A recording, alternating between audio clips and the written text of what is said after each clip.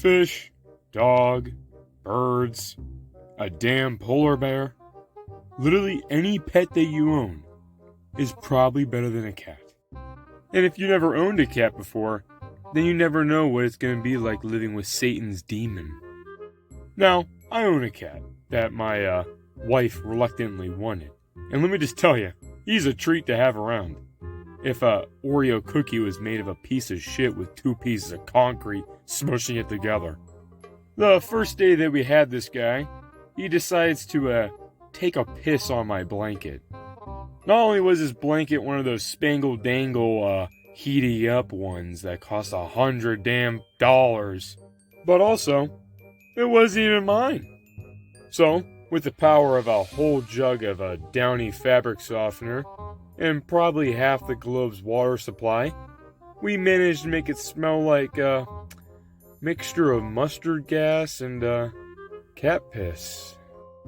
Now we're driving down the road and we're just sitting there relaxing, vibing. He's in his little car carrier, so he decides he doesn't like it there. So what does he do? He tears through the zipper like he's a Shawshank Redemption mixed with a little bit of a Ace Ventura fake rhino scene. I don't know if you ever try to catch a wild cat that doesn't really like you that much in the car. Well, let's just say that car value went down that day. Do you like Legos? Or are you just a person that likes building stuff and feeling accomplished afterwards? Well, one day I was bored, so I went to my hobby store to go get one of these like cool little wooden clock kits things. Look kind of cool. I probably won't go back to that store. That cashier is a little weird. Hey, nice choice. Did you know that another company like this makes Molotov cocktails for wars? No. I just saw it. It looked kind of cool. Well, I'm glad you support war propaganda, you sorry sack of shit. Well, after that little interaction I had at the store, I went home and I started this bad boy. Took me 8 goddamn hours of glue, pulling out splinters out of my hand, and watching hours of videos to see if part A matches with part B.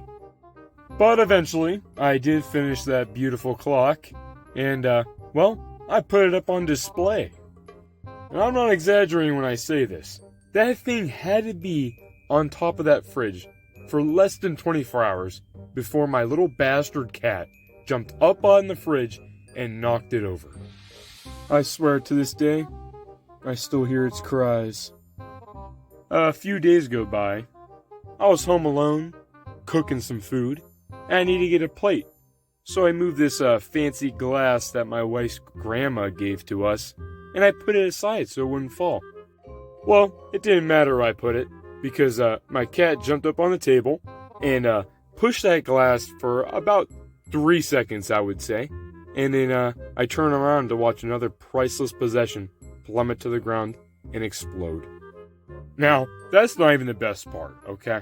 Because my feet were in the blast radius of that glass, okay? And they got shredded. Here's a lovely picture of my foot after the glass explosion. People say my little toe looks like Tammy from 1,000-Pound Sisters. He also likes taking away my ability to get my $500 deposit back. So, my cat occasionally gets the zoomies once in a while. And this night, he wanted to turn from the Flash to Batman. Batman, I live in the shadows. Justice. Well, I hope you enjoyed my rant about my cat. If you have any evil pet stories, tell me in the comments below. Anyways, this was Duckut, and thank you for watching.